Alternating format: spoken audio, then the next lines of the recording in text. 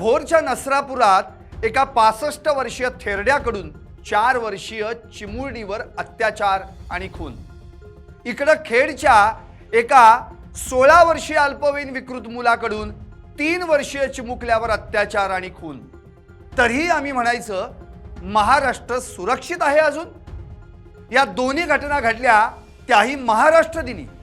आता या पोरीबाळी, आया बहिणी आणि आता लहान सहान पोरांना देखील न्याय द्यायचा तरी कुणी? सत्ताधाऱ्यांनो तुम्हीच सांगा, या महाराष्ट्रात सुरक्षित आहे का कुणी?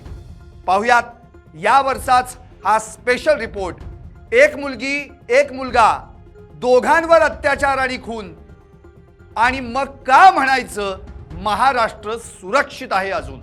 नमस्कार, मी संदीप आणि तुम्ही पाहताय LS मराठी।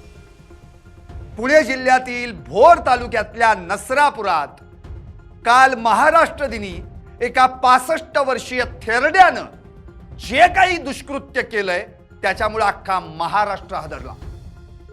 एका 4 वर्षीय चिमुरडीला आपल्या जाळ्यात फसवून तिला गोठ्यात नेलं, त्या ठिकाणी तिच्यावर अत्याचार केला, तिला दगडानं ठेचून मारलं आणि नंतर शेणाच्या ढिगाऱ्याखाली तिचा मृतदेह दडवला। ही एवढी विकृत मानसिकता या 65 वर्षीय वृद्धाकडे आली कुठून? खरं तर या वयात नाती पंटी आणि नाती गोती यांच्यात खेळायचं सोडून या नराधमानं जे कृत्य केलंय ते अत्यंत लांछनास्पद आणि घृणास्पद आहे। आता त्याला 7 मे पर्यंत पोलीस कोठडी देण्यात आली आहे, पण बिचाऱ्या त्या 4 वर्षीय चिमुरडीचा हकनाक जीव गेला त्याचं काय? आजीकडं उन्हाळ्याच्या सुट्टीला आलेली ही 4 वर्षांची चिमुरडी खरं तर तिचं जीवन संपवलं सुरू होण्याआधीच। काय पाहिलं होतं तिने 4 वर्षांमध्ये आयुष्य? असं काय जगली होती ती जीवन? आज तिच्या घरच्यांनी अक्षरशः टाहो फोडला। नसरापुरात सगळ्या गावस्थांनी मिळून आंदोलन पुकारलं। या 65 वर्षीय नराधमानं वयाच्या 37व्या वर्षी पण विनयभंग केला होता, 54व्या वर्षी पण विनयभंग केला होता। दोन्हींमधून बाहेर आला, पण त्याची ही कृत्य काही थांबली नाही। हा कंड सुटलेला 65 वर्षांचा वृद्ध, हा कसला ज्येष्ठ? ही माणसातली जनावर आहेत, याच्या पलीकडे काही नाही। पण हीच घटना काल महाराष्ट्र दिनी नसरापुरात घडत असताना तिकडे खेड तालुक्यातल्या खालुंबऱ्यात मात्र असाच एक भयानक प्रकार घडला। इथं काय झालं तर इथं आरोपी आहे 16 वर्षांचा अल्पवयीन पण विकृत। त्यानं काय केलं? त्यानं आपल्या शेजारी राहणाऱ्या एका 3 वर्षीय चिमुरड्यावर, लहान मुलावर अत्याचार केला आणि नंतर सुरीनं गळा चिरून खून केला। इतकंच नव्हे तर सुटकेसमध्ये त्याचा मृतदेह भरला।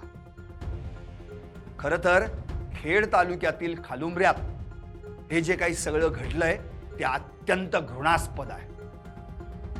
अनैसर्गिक अत्याचार करून त्याचा खून केला। मुळात हा अल्पवयीन आरोपी मूळचा बिहारचा आणि त्याच्या शेजारी राहणारं कुटुंब हे मध्य प्रदेशातलं।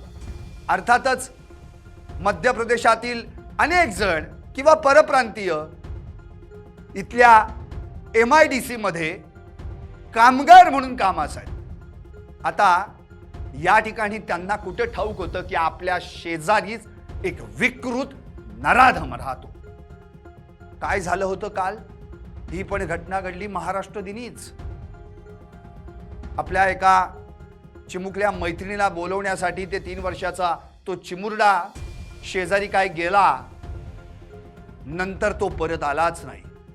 त्याच्या घरच्यांनी शोधाशोध करायला सुरुवात केली, शेवटी पोलिसांना पाचारण करण्यात आलं आणि नंतर त्याचा मृतदेह आढळला तो एका सुटकेसमध्ये। आणि तो कुणाच्या घरात? तर या अल्पवयीन विकृत या आरोपीच्या घरात।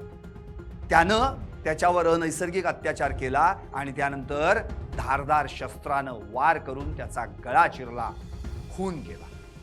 खरं तर पिंपरी चिंचवड पोलीस आयुक्तालयाच्या हद्दीत दक्षिण म्हाळुंगे MIDC पोलीस ठाण्याच्या या हद्दीमध्ये खालुंबरे येतं आणि तिथंच ही काल भर दिवसा घटना घडली.